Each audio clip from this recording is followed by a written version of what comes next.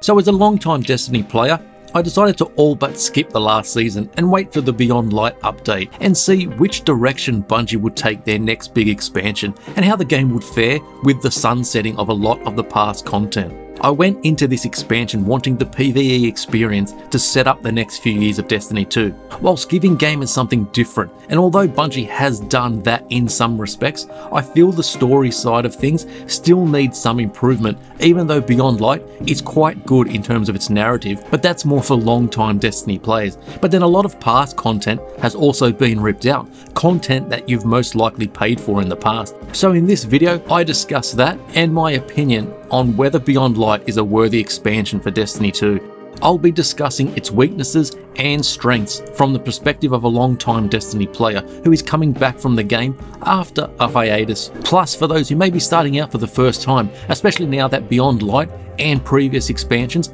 are available on Xbox Game Pass. Of course, if you like the video, then please share, like, comment and subscribe, and let's check out this new beginning for Destiny 2.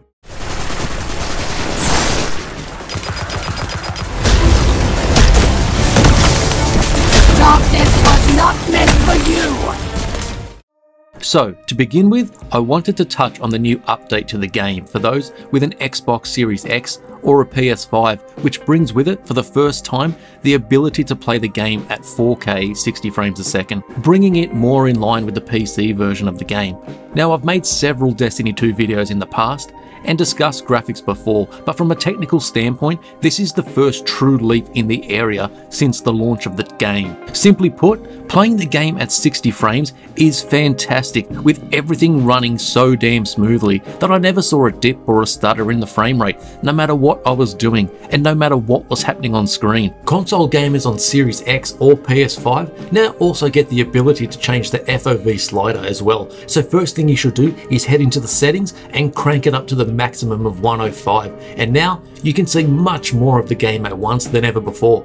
Going back to the way it was just feels like someone cut off all sides of the screen, which is pretty much what it was, taking in more of the gorgeous environments within each and every scene. The game has always looked great, but for those with the new more powerful consoles, then you are in for a real treat, and just makes this world that Bungie created so much more gorgeous. For anyone that actually cares about the continuing story of Destiny, then you'll be rescuing Varys, who then warns of the new leader Eramis, who has brought together the houses of the fallen, and who is steadfast in ending those who are under the protection by the Traveler. Eramis has found a way to harness the power of the darkness, Stasis, and who passes the ability onto her lieutenants. When we focus on the story itself, it isn't bad at all, and Bungie has always been able to tell a well-written story, and I think this may be one of the better ones for those who really follow the ins and outs of the storyline over the long term. But for those who are new to Destiny, it might just be forgettable, and it's incredibly difficult to cater to each type of player with such a long-running and evolving game. But it does bring up the first of two problems I've had in the past with Destiny's story component. Firstly, the amount of lore contained in Destiny is huge and covers so much that sometimes I don't think Bungie tells the best stories they can, or the ones the players want the most, but this is a step in the right direction. Beyond Light goes away to improving this in my opinion, and then I get to the second problem, and it's how the story and the gameplay fuse and gel together, and this is something that hasn't really improved or changed over the years. We have the return of the Exo Stranger, who players get to interact with, but her appearance doesn't really contribute much in terms of spectacle. But she does have some quite good missions once the Eramis component is completed. We get the cinematic cutscenes accompanied by Bungie's always excellent score and soundtrack, and then we go off to do the mission. But many of these just feel like rinse and repeat and don't offer anything really new. And where maybe a few highly cinematic and action-packed set pieces need to be included to freshen things up. It should also be said as well that the Beyond Light campaign is separate to the season itself and needing to level up yet another artifact, which I'll mention again later. After being told where the next map marker is, we hop on the Sparrow, which we can ride instantly now thankfully, to begin the mission, where we then go on to another location and we inevitably encounter the first set of enemies we need to overcome. Then we run through some hallways, do the same thing again, run down some more stunning hallways, or outside where we at least get to take in the wonderful skyboxes, then dispatch some enemies, usually do it again where we end up at the boss or mini boss, More enemies we've killed thousands of times before spawn into, kill everything, then go talk to the same person again. It really just boils down to this for each mission, and it's where Bungie needs to improve. There isn't anything wrong with the environments, as even the indoor ones I think are some of the best they've created, but more variety does need to be injected from mission to mission to really make them feel more original. The campaign mainly focuses on the player getting the ability to harness the darkness and be able to use stasis, which becomes another subclass that players can use, and it genuinely does change things up, freezing enemies and making them shatter or freezing them in place to take care of some others first. Considering we've kind of had the same subclasses for years now, then it is time for a new one to be introduced to freshen things up, but this is where I probably differ to many other Destiny players in that the existing subclasses I find are pretty great, and the gunplay and weapons are great too. I've just wanted more and more missions, quests, strikes, all to go along with that. When I say more quests, I mean hundreds, more akin to an MMO, where there are always more to do, as that's what I'm mainly looking for from Destiny in the last year especially. Lots of story and different missions to go on. Plus of course getting new gear and becoming more powerful. But even the neglected strikes need a lot of love. The new Glassway strike is very good, but again it's basically just a mission we go on during the campaign, so it's nothing new. I've mentioned in previous videos that strikes need a hell of a lot more love. There are variables that are attached to them on a weekly basis, for example, but this needs to be taken up a notch. Put more bosses in them, run them in reverse, different weather conditions, limit it to certain weapons and even a certain gun. Increase the player count to make it more than 3. Run strikes, and when certain criteria is met, have you walk to a completely different strike at a certain point, and so on and so forth. Farming for weapons and armor, including exotics in lost sectors now, is a great addition, but I always feel that strikes are so neglected, even if they could be one of the best parts of Destiny if given the proper love. And that brings me to Europa, the new location where Beyond Light is set, and it's excellent and just continues Bungie's great work when it comes to creating new locations. It's large and beautiful, with great looking snowstorms which happen at times, and I hope every other area gets the same treatment, as it gives the location more realism, and it's just more enjoyable playing in more dynamic environments, especially when we have returning areas such as the Cosmodrome from the first game, but when it's basically less than half the size of what we had before. So it would have been good to see this returning, but given the same treatment. But I don't think we'll see this for a while. Of course, with the introduction of Europa comes with it several lost sectors to be explored, which I touched on earlier, plus the public events as each planet has had before, but this time players may come across the Enforcer Brigs, which will spawn every now and again, and these will drop Europa's specific armor and weapons. Plus you can also do the Empire hunts where you hunt down 3 followers of Eramis, and these are basically replayable boss fights, but in order to do them each time you need to pay Variks, some here always, which are a new type of currency in the game. And there has been so many currencies that have come in and out of the Destiny franchise that these sorts of inclusions make me skeptical about just how important they are in the long term, and if it just contributes to the artificial grind I've spoken about in other videos. And you may feel the same way on your way to reaching the max level of 1250 and 1260. But now let's talk about weapons, sunsetting, and the Destiny content vault. So when Beyond Light was first shown off, Bungie said they would be removing a large chunk of the existing content, a bunch of locations and weapons for example, and other weapons that wouldn't go past a certain level, in order to work on them and then bring them back at some stage in the future.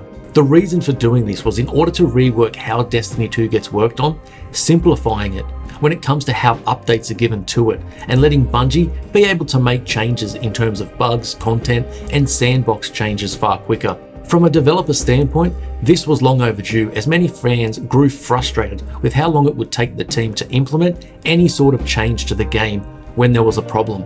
Great for Bungie and gamers in the future, but for now, not so much.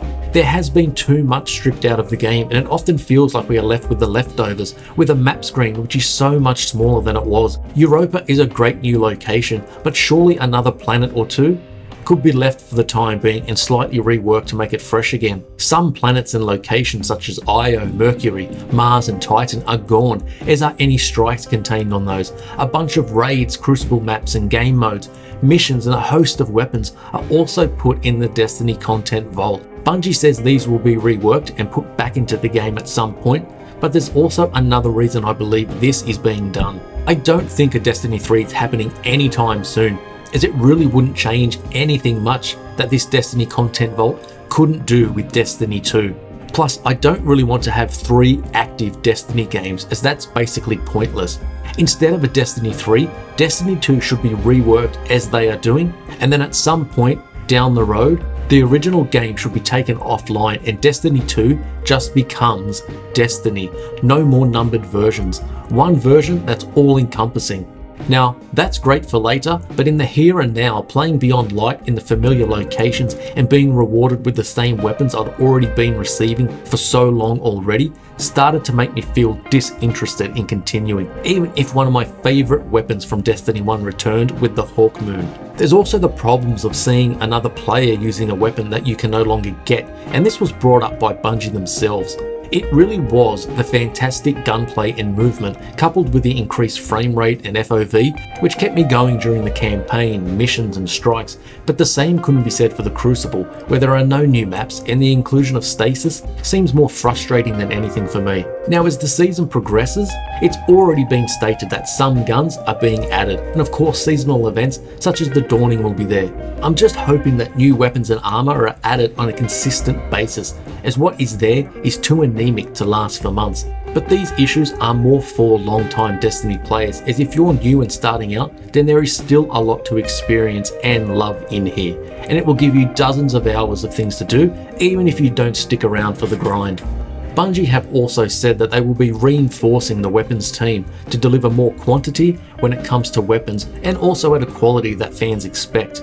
Now, I'm hoping this means the Destiny 2 team overall is becoming larger, and that those people are not coming from other areas, as all parts of Destiny need the manpower in order to bring all aspects of the game up and moving forward. And this is where I refer to Beyond Light as yet another new beginning for Destiny. We've seen the games require major content expansions in order to bring the game to a level that people are happy with, such as The Taken King or Forsaken, but also finally turn it into more of an RPG with greater customization. In future, there will be the transmog system, which will allow players to customize and change the appearance of the armor they have, but keep the perks and stats they have on it. We also have a much loved raid returning in 2021 with the Vault of Glass, but crossplay will finally be implemented as well, but with no set date as yet. Whenever I review a large new expansion for Destiny or even a season, it's difficult when taking into account what every player, whether a long-term veteran or a new player, is after from the game. And if it's hard simply reviewing it, then it must be incredibly tough for Bungie when developing the new content and setting out what they want to create in the future and where they want the focus to be. When we look at Beyond Light and what some of the future holds for the game, as I mentioned earlier, we are in yet another rebuilding phase with Destiny 2, but in 2021, with the advent of the Destiny content vault, we really need to see how the game and Bungie is moving the game forward, and we can quickly and easily see what is being done. For me personally, I don't think I'll be sticking with the seasonal grind again, as even this needs a big shake-up for myself, upgrading artifacts that simply mean nothing once the next season starts. If I was constantly doing something new, then I would probably stick with it, but until that time, I look forward to more story missions, strikes and activities, and how the game will evolve once again in 2021. So there's my Beyond Light review, and a look at the game both now and what's coming up. If you liked the video, then please like, comment, subscribe and share it on Twitter or Reddit, and I'll see you on the next video.